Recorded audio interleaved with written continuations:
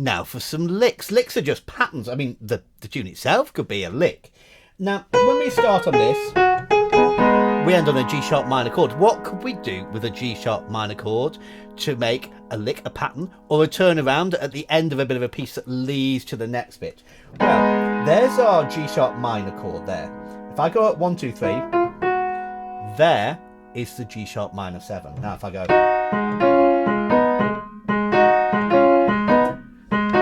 that really is a great kind of bluesy, rocky turnaround, isn't it? So there, I've got the basically G sharp minor chord. I haven't got the B, alternating to my thumb, coming down to F there, and C sharp. Might be called E sharp in this context. Doesn't matter. And then back to the chord. So I'm just sliding between the 7th chord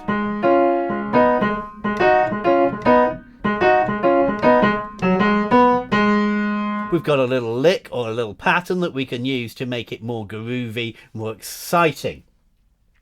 Okay, what can you do with that in an improvisation?